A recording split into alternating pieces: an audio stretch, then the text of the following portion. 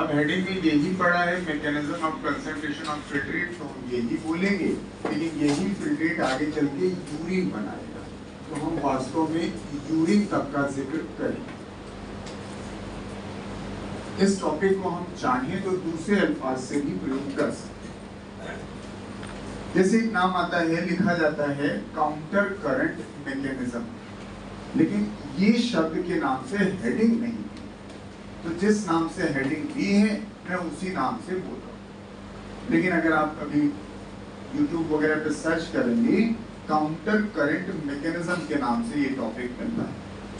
Actually जब हम वो हेडिंग डाल देंगे काउंटर करंट मैकेनिज्म, तो टॉपिक एलॉबरेट बहुत हो जाएगा। दो नए शब्द आएंगे जो एनसीईआरटी से गायब हैं, काउंटर करंट एक्सचेंजर और काउंटर करंट मल्टीप्लायर, वो नहीं पढ़ाएंगे क्योंकि एनसीईआरटी में नहीं लिखा है, तो टॉपिक काफी बड़ा। तो जितना लिखा है उसे हम समझने की कोशिश करेंगे, अगर समझ में आ गया तो गुड, और नहीं समझ में आया तब भी गुड, क्वेश्चन गलत नहीं, ये अच्छा ही। इससे ये टॉपिक जिनको नहीं भी आता है वो भी खुश रहते हैं, सवाल गलत होता है कि तो अफसोस नहीं, और समझ में आ जाएगा तो आगे आपका कॉन्फिडेंस बढ़ा होगा, सवाल तो आपका भी सही है। देखिए कह रहे हैं सर मैमल्स का जिक्र कर रहे हैं, वैसे कई लोगों में क्षमता पाई जाती है। पहला पॉइंट है कि mammals has an ability to concentrate the urine, हमारे अंदर क्षमता है कि हम यूरिन को कंसंट्रेट कर सकते, और शायद पीछे कहीं ऐसा जताया भी था हम लोगों ने कि जो हमारा यूरिन होता है वो ब्लड की तुलना में 4 गुना ज्यादा कंसंट्रेट होता है, ऐसा हम लोगों ने पिछले लेक्चर में पढ़ा। तो वही पॉइंट देखिए, yes mammals has ability to concentrate urine या फिल्ट्रेट, जो आप कह पाए। अब बात है कि ऐसा क्यों कर लेते हैं आप, कैसी क्षमता कैसे आ गई? तो हमारे पास किडनी में 2 स्पेशल चीज, हमारे लिए जिसके पास भी होगा उसमें भी ये क्षमता पाई जाएगी। Yes, due to presence of loop of Henle, यही इनका बेसिक काम है, एंड वासा रेक्टा। वासा रेक्टा, वासा रेक्टा आपको याद होगी, जो इफरेंट आर्टियोल आती थी वही एक नेटवर्क ऑफ ब्लड कैपिलरीज बनाती थी लूप ऑफ हेनले के चारों तरफ, उसी को वासा रेक्टा कहते हैं। तो इन्हीं 2 की वजह से, लूप ऑफ हेनले और वासा रेक्टा की वजह से, हम यूरिन यानी फिल्ट्रेट को कंसंट्रेट कर सकते। अब कॉर्टिकल नेफ्रॉन में तो ये नहीं था, और अगर कॉर्टिकल नेफ्रॉन में नहीं था तो सर कॉर्टिकल नेफ्रॉन का रोल ये है भी नहीं। आपको वो फंक्शन याद हो तो मैंने जक्स्ट्रामेडुलर नेफ्रॉन में एक फंक्शन बताया था, ability to concentrate, only because of this. अब बात आई कि इनमें आखिर ऐसा क्या है लूप ऑफ हेनले या वासा रेक्टा में कि भाई ये यूरिन को कंसंट्रेट कर लेते। ऐसा इसलिए कर लेते हैं कि इन दोनों के अंदर अगर आप ध्यान से देखेंगे एक खास प्रकार का फ्लो दिखाई देगा, that is counter current flow. Both has this LH यानी लूप ऑफ हेनले एंड वासा रेक्टा यानी VR. What it shows? Shows counter current flow. हम मैकेनिज्म वर्ड इस्तेमाल नहीं करते। अब फ्लो का मतलब तो आप जानते हैं, करंट का मतलब होता है बहाव और काउंटर का मतलब होता है अपोजिट। कोई 2 नलियां हों जिनमें बहाव अगर सेम दिशा में चल रहा हो, नीचे की तरफ या ऊपर की तरफ हो, तो ये काउंटर करंट नहीं कहलाता। सर ऐसी नलियों का जिक्र कर रहे हैं जिसमें एक में बहाव ऊपर की तरफ हो और एक में बहाव नीचे की तरफ हो, and that is the counter current. Counter current का मतलब हुआ flow in the opposite direction, flow in opposite direction.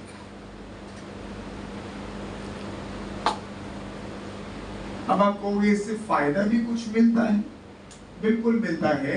अगर अपने आप लूप ऑफ हेनले को देखें, तो हमारी लूप ऑफ हेनले में एक डिसेंडिंग लिम्ब है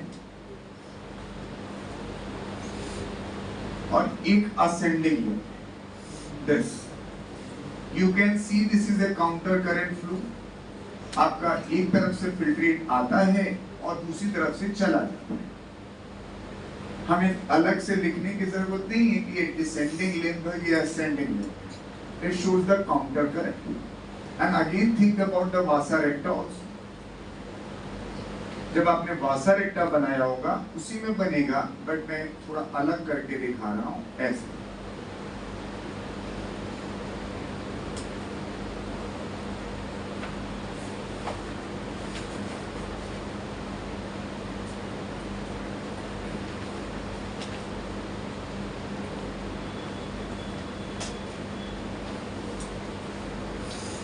ऐसा ही था शायद वासा रेक्टा, जिसमें आप ध्यान दें तो एक डिसेंडिंग लिम्ब था और एक असेंडिंग लिम्ब था। क्या आपको मेरी बात समझ में आई? काउंटर करंट दोनों में, लूप ऑफ हेनले में भी काउंटर करंट है और वासा रेक्टा में। तो यही बात कह रहे हैं कि हमारे अंदर जो क्षमता आती है हम यूरिन को कंसंट्रेट कर सकते हैं, उसकी दो वजह है आपके पास।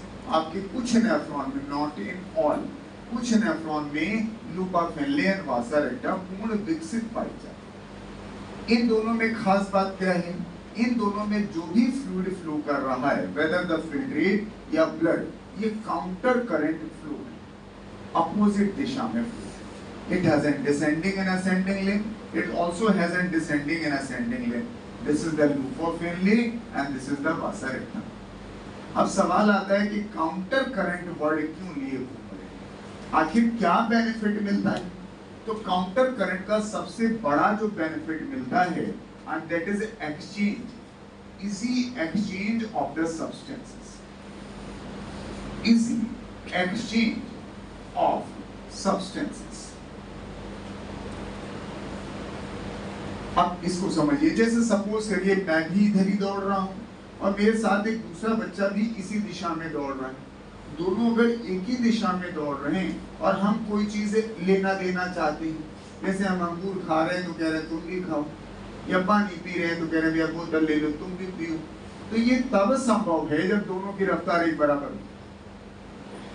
तभी तो अगल बगल हम दौड़ेंगे, दोनों लगभग एक समान स्पीड से फ्लो करें, दौड़ें, तभी तो हम अदला बदली कर सकते हैं। लेकिन अगर हम अपोजिट दिशा में हो तो हमारे लिए शर्त नहीं होगी कि हम एक स्पीड से दौड़ें, हम कहीं ना कहीं तो टकराएंगे, वो उधर से आएगा इधर से आएगा, हम कहीं ना कहीं टकरा जाएंगे। तो चीजों का बदलना, एक्सचेंज होना काउंटर करंट में इजी होता है। इसी वजह से this counter current flow help in this process. Is it okay? अच्छा, अब एक और बात है, सर इतनी दूर दूर नहीं, ये बहुत नजदीक है। ऐसा इसलिए सोचिएगा क्योंकि हमारी एक किडनी जो 12 सेंटीमीटर की लंबी है, उसमें 10 लाख नेफ्रॉन ठूस के रखने हैं।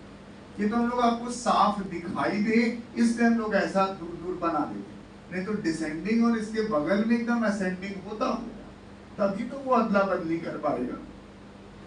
ये दोनों भी बहुत नजदीक है, तो इन दोनों डायग्राम को एक साथ हम क्लब कर रहे हैं दूसरी जगह, उसे देखिएगा।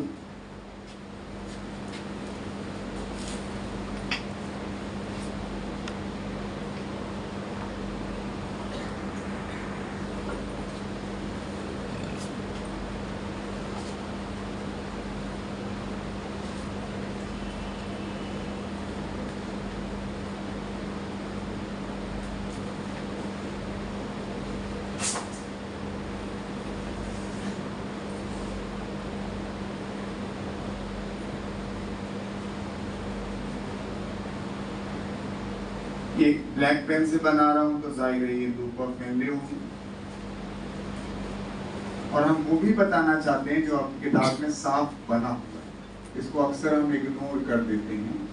याद करवाइए कुछ ऐसी बात कही हो, क्योंकि आपके पास जो डिसेंडिंग लिम्ब है लूप ऑफ हेनले की, इसमें शुरुआत वाला हिस्सा क्यूबॉइडल एपिथेलियम होता है जिसको हम लोग थिक सेगमेंट कहते हैं क्योंकि इसकी वॉल मोटी है, और जो नीचे वाला हिस्सा है वो थिन, आप किताब में देखें तो बना होगा, साफ दिखना चाहिए। डिसेंडिंग लिम्ब में थिक और थिन सेगमेंट दिख रहा होगा, असेंडिंग लिम्ब में भी देखें तब भी थिन और थिक सेगमेंट दिख रहा है। ये पिछले लेक्चर में हमने आपको एपिथेलियम के रेफरेंस में बताया था कि जिसे आप थिन सेगमेंट कह रहे हो एक्चुअली वो सिंपल स्क्वैमस एपिथेलियम है। तो स्क्वैमस है तो दीवार पतली हो, जिसे आप थिक सेगमेंट कह रहे हो वो क्यूबॉइडल एपिथेलियम है। तो क्यूबॉइडल सेल्स थोड़ी तो मोटी होंगी ना, तो यस तो ये हो गया डिसेंडिंग और ये हो गया असेंडिंग। ऊपर कॉर्टेक्स होगा तो ऊपर का जिक्र हम नहीं कर रहे हैं, पूरा डायग्राम नहीं बना। अब हमें वासा रेक्टा भी इसी में फिट करनी है। तो लो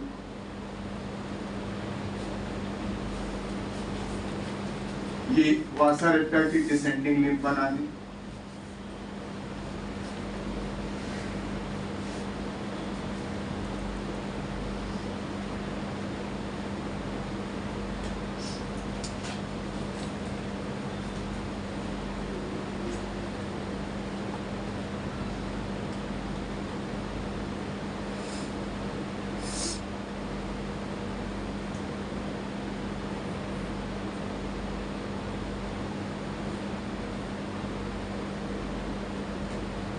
यस, रियली डायग्राम ऐसे बनना चाहिए, और आपकी किताब में भी थोड़ी सी गलती की गई।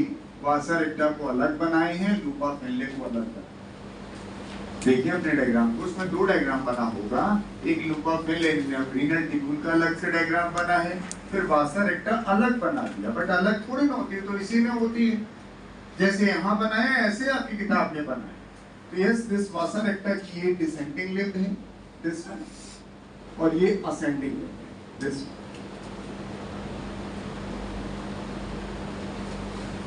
अब पॉइंट जरा देखिएगा, हमने ये कहा कि सर वासा रेक्टा और लूपा फेनले दोनों में काउंटर करंट फ्लो है, लेकिन दोनों काफी नजदीक भी हैं। एक शब्द लिखा है बोल्ड लेटर में, the close proximity between. Proximity मतलब नजदीक, ये इतना नजदीक होते हैं। Close proximity between this vasa recta and yes loop of Henle also shows the counter current. Loop of Henle अपने आप में काउंटर करंट तो है ही, असेंडिंग डिसेंडिंग।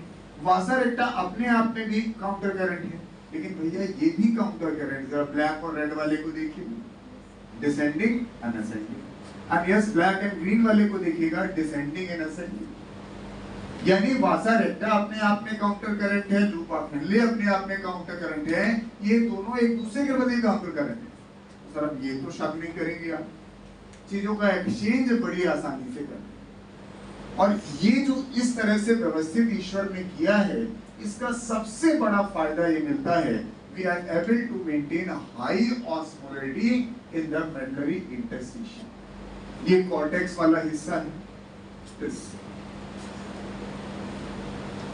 ये कॉर्टेक्स। फिर ये वाला हिस्सा पूरा मेडुला है, बट मेडुला को भी हम लोगों ने दो हिस्सों में बांट रखा है। तो कॉर्टेक्स में तो आप कहीं लिखिएगा तो आंसर आएगा 300 कहीं भी पूरे कॉर्टेक्स में लिखिएगा। लेकिन जब हम मेडुला में आना शुरू करते हैं तो यहां पर लिखा जाएगा 600, यहां लिखा जाएगा 900 और यहां लिखा जाएगा 1200। यूनिट आपको ना पता हो तो मैं लिख दूं मिली ऑस्मोल प्रति लीटर, हर जगह नहीं लिखूंगा, हर जगह सिर्फ न्यूमेरिकल वैल्यू। तो ये वाला जो हिस्सा यहां से हमने यहां तक डाला, ये सब मेडुला है। तो इस रेफरेंस में नाम दे दें sir, it is the outer medulla, और ये कहलाएगा इनर मेडुला।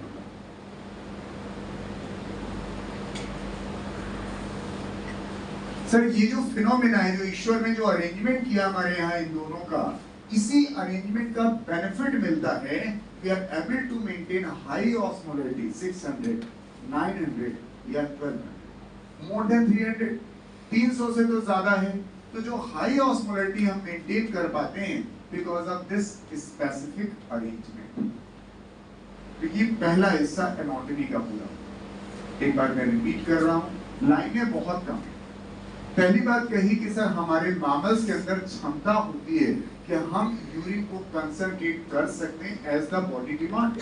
किसकी मदद से? लूपा फेनले और वासा रेक्टा की मदद से। ऐसा क्यों कर पाते हैं? क्योंकि दोनों के अंदर काउंटर करंट फ्लो दिखता है। काउंटर करंट का मतलब जो फ्लो है वो अपोजिट दिशा में है। अगर आप लूपा फेनले को देखें तो डिसेंडिंग और असेंडिंग लिम्ब अपोजिट दिशा, वासा रेक्टा को देखिए तो यहाँ भी डिसेंडिंग और असेंडिंग लिम्ब है अपोजिट दिशा। इवन ये दोनों इतने नजदीक होते हैं, काफी नजदीक होते हैं, तो ये आपस में भी काउंटर करंट को शो करते हैं। ये जो यहाँ पर इतना नजदीक है, इस प्रकार से काउंटर करंट का अरेंजमेंट है, this is responsible for maintenance of high osmolarity in this region. Is it okay? अब एक सरल सा सवाल पूछा जाता है, what the osmolarity in the cortical region of the kidney? Answer बताएं। 300। कोई भी कॉर्टिकल रीजन होगा, आंसर 300। ध्यान से सुनिएगा। What is the osmolarity in the outer region of medulla? 600. अगला सवाल, what is the osmolarity in the inner region of the cortex? नहीं सुना, आपने सुना ही नहीं कहा। इनर रीजन पर क्या तड़ से आंसर कर दिया, सोचा सर यही पहुंच रहे हैं, आपको ऊपर इनर रीजन ऑफ कॉर्टेक्स बोला। ऐसे ही गलत होता है सवाल, ऐसा नहीं कि आपको आता नहीं। हम लोग क्या होता है, जो सवाल आता है, जैसे सवाल दिखते हैं तब आता ताई हो जाते हैं, पूरा क्यों पढ़ेंगे। कॉर्टिकल रीजन में आउटर रीजन पूछो, मिडिल रीजन पूछो, इनर रीजन पूछो, दाया रीजन पूछो, बाया रीजन पूछो, अगर कॉर्टेक्स बोला है तो 300 ही कहेंगे। इससे सवाल देख लीजिएगा, जब हम ऑस्मोलरिटी पूछते हैं तो किस जगह पर पूछते हैं। मेडुला अगर क्वेश्चन में होगा तो आपको फिर से ढूंढना पड़ेगा, मेडुला में कहां। आउटर रीजन ऑफ मेडुला होगा तो 600, इनर रीजन ऑफ मेडुला होगा तो 900 से लेकर 1200 के बीच में। अब इस इनर रीजन को भी मॉडिफाई करते हैं। सवाल फिर सुनिए, what is the osmolarity in the inner region of inner medulla? 1200। Inner medulla का inner region, outer region of inner medulla 9। ये आपको पढ़ना पड़ेगा, ध्यान से सवाल को कर लो। तो पहले सब तो इतने 4 पॉइंट में आपको किताब से पहले पढ़ते हैं। High osmolarity of medullary interstitium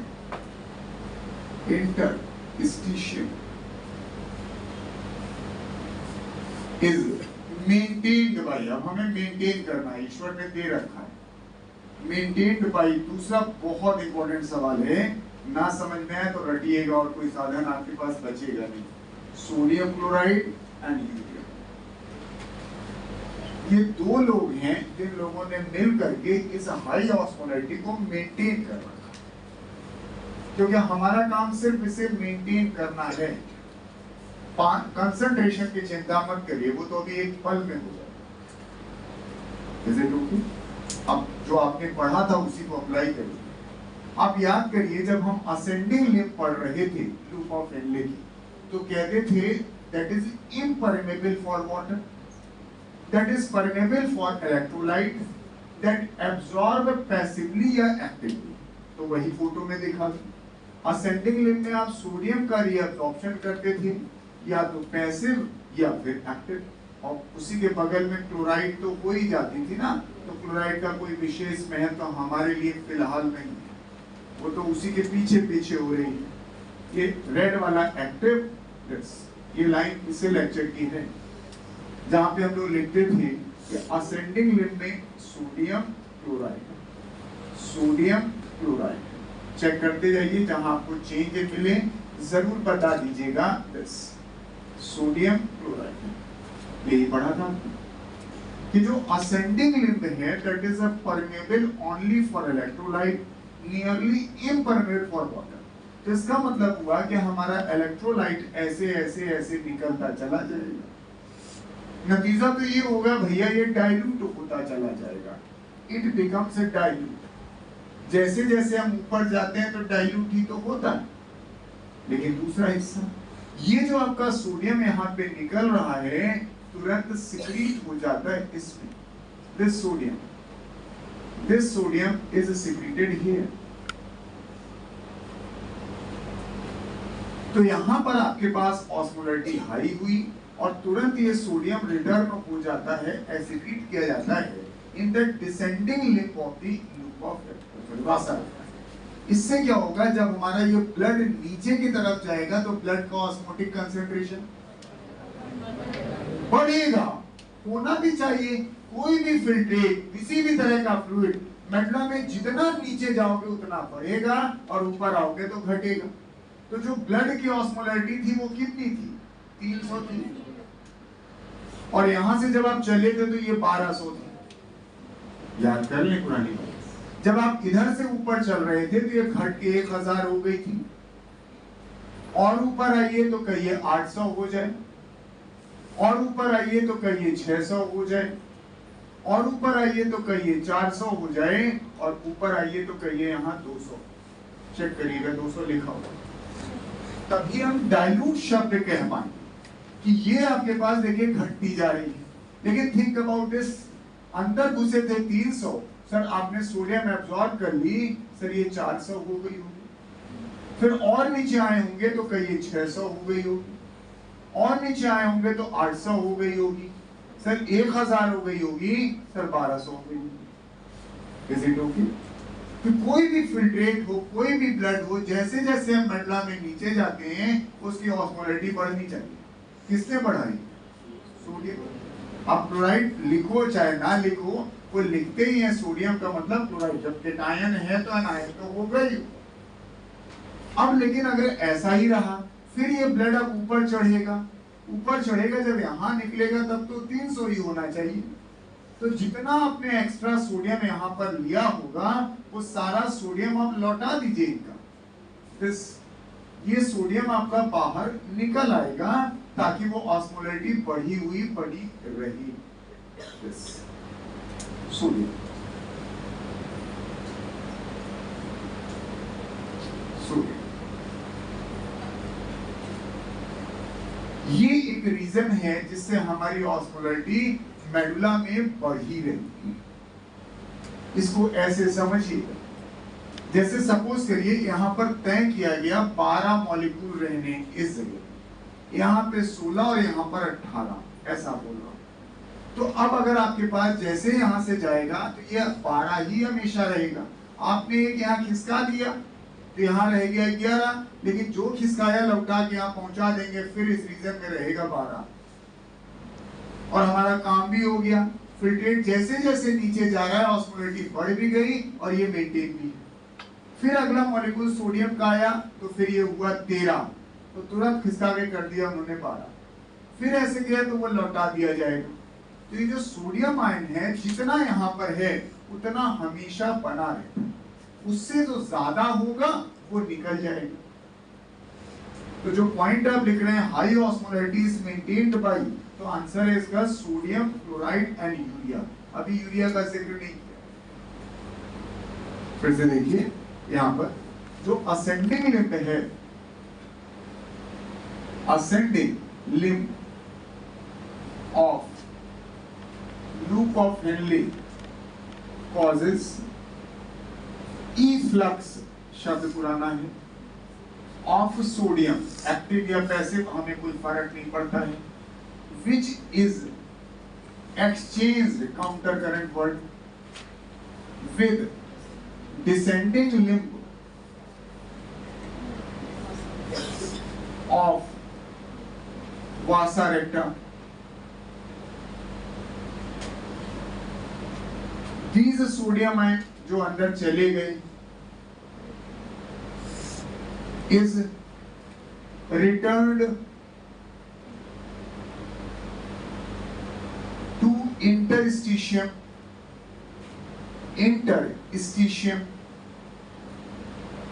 from ascending limb of vasa recta। इतना ही हमने डायग्राम में शो किया। ये एनसीईआरटी के लाइन पढ़ते जाइए साथ में। ascending limb of the loop of Henle this causes efflux of the sodium, हम सिर्फ सोडियम लिख रहे हैं, which is exchanged with the descending limb of the vasa recta. This sodium ion is again returned to the interstitium via the ascending limb of the vasa. ये हम यहाँ से निकाल के यहाँ घुसेड़ दे रहे हैं, फिर यहाँ से लाके फिर लौटा दे रहे हैं। इसका जो महत्व है वो इसलिए हो पा रहा है क्योंकि ये नजदीक है। अगर हमारे अगल बगल कोई तो हमने निकाला उसमें चला जाएगा, वहां होगा तो निकलने के बाद उसमें चला जाए सीधे, ये थोड़ा मुश्किल हो। अब इसका फायदा कैसे मिला? अब ये ऑस्मोलैरिटी यहाँ पर 600 तो बनी है ना, and this is responsible for the that is osmosis of the water. तो आप यहाँ पे जो पानी लेकर आ रहे हो वो 300 फिल्ट्रेट लेकर आ रहे हो और बाहर है 600। तो जैसे ही 300 यहाँ होगा और बाहर 600, तो पानी तो बाहर निकलेगा और तब तक निकलेगा जब तक यहाँ 600 ना कर ले। जब 600 अंदर बाहर दोनों हो जाएगा तो पानी निकलना बंद हो जाएगा। फिर 600 लेके नीचे पहुंचो, बाहर है 900, फिर और पानी निकालो, तब तक निकालो जब तक यहाँ भी 900 ना कर लो। फिर आप और नीचे जाओगे, बाहर है 1200, फिर और पानी निकालो और तब तक ना कर लो जब तक अंदर 1200 ना हो जाए। तो ये हाई ऑस्मोलैरिटी बनी हुई है because of this sodium ion. This is the reason for the efflux of the water. अगर आप सोचिए हम 600 ना बना पाते, 300 ही बना पाते, तो क्या पानी निकलता? क्या यूरिन या फिल्ट्रेट कंसंट्रेट होता? तो ये जो हेडिंग डाल रखी है उसकी वजह सिर्फ ये है, we have to maintain this high osmolarity. Exam का सवाल सिर्फ यही है, दिस वन। ये सवाल नहीं होता कभी, ये तो आपके पिछले जनरल पॉइंट को खाली इकट्ठा किया हमने कि असेंडिंग लिम्ब में सोडियम एब्जॉर्ब होता है, डिसेंडिंग लिम्ब में वाटर एब्जॉर्ब। दूसरा हिस्सा और बढ़ाइए, मैं इसे अब मिटा दे रहा हूं। इसी के बगल में आपने कहीं कलेक्टिंग डक्ट बनाया था, ऐसे सीधी सी डक्ट हुआ करती थी, कॉर्टेक्स से लेकर मेडुला तक एक्सटेंड करती थी। ऐसे इस कलेक्टिंग डक्ट में आप कहते थे सर हमारा यूरिन आएगा, इसमें तो हम यूरिन शब्द बोलेंगे। फिर कहा था कि हम लोग लगातार यहाँ पर पानी एब्सॉर्ब करते हैं, ऐसे अब इसे धीरे धीरे निकाल दें। ये अलग बात है, यहाँ पानी का एब्सॉर्प्शन एडीएस के कंट्रोल में होता है। तो बाहर ऑस्मोलैरिटी तो गिराने लगेगा ये, क्या ये 600 रहने देगा? तो ये घटाएगा, फिर ये लगातार पानी एब्सॉर्ब होगा तो बाहर की ऑस्मोलैरिटी गिरने लगेगी और हमें क्या करना है? बढ़ा के रखना है। तो पॉइंट आपके पास है, some amount of urea is passively diffuses out. याद आया कुछ? And just to maintain high osmolarity in the medullary interstitium. क्योंकि हमें हर सूरत में ऑस्मोलैरिटी हाई रखनी, क्योंकि अगर हम ये नहीं रख पाए कभी हम कंसंट्रेट कर ही नहीं सकते। तो हमने सोडियम की मदद से किया काम, यानी सोडियम क्लोराइड की मदद से और यूरिया की मदद से। लेकिन यहाँ एक और चीज देखिएगा, यूरिया के लिए एक पॉइंट आपका उधार था, वो चुक गया है। जब यूरियोटेरिज्म पढ़ रहे थे, some amount of urea is retained by the kidney matrix to maintain osmolarity. लेकिन अगर ये बार बार, हम तो दिन भर यूरिन पास करते हैं और बार बार यूरिया ऐसे अगर डिफ्यूज होता रहा तो ये 1200 क्यों 12,000 हो जाएगा, 12 लाख हो जाएगा ऑस्मोलैरिटी। सर ऐसा नहीं होने देना है, बस 1200 ही होने देना है। जैसे ही यूरिया और एब्जॉर्बर हुआ 1205, सर वो 5 जो एक्स्ट्रा है ये डिफ्यूजर है, रहेगा 1200। वो 5 फिर इन्हीं के साथ घूम के यहाँ पे जाएगा और एक साइक्लिकल प्रोसेस बना रहेगा, ये रहेगा हमेशा 1200। जैसे देखिए यहाँ एक रफली लेके चलते एग्जाम्पल, जैसे सपोज करिए ये 1200, फिर आपने पानी एब्जॉर्ब किया कलेक्टिंग डक्ट में, तो पानी एब्जॉर्ब करते ही डाइल्यूट हुआ होगा, हो गया 1100। अब सोचा भैया तो नहीं होना चाहिए 1100, तुरंत जल्दी जल्दी यूरिया एब्जॉर्ब हुआ और उसने कर लिया 1200, और यूरिया एब्जॉर्ब हो गया मान लीजिए 1250 कर लिया। तो हमने कहा ये तो यार कुछ ज्यादा हो गया, 1200 ही होना था, एक्स्ट्रा 50 हमने यहाँ डाल दिया और इसे मेंटेन किया 1200। कम होगा तो तुरंत हम यूरिया एब्सॉर्ब कर लेंगे, ज्यादा होगा तो यूरिया सिक्रीट कर देंगे, यानी रहेगा इसी रेंज में 1200 की रेंज।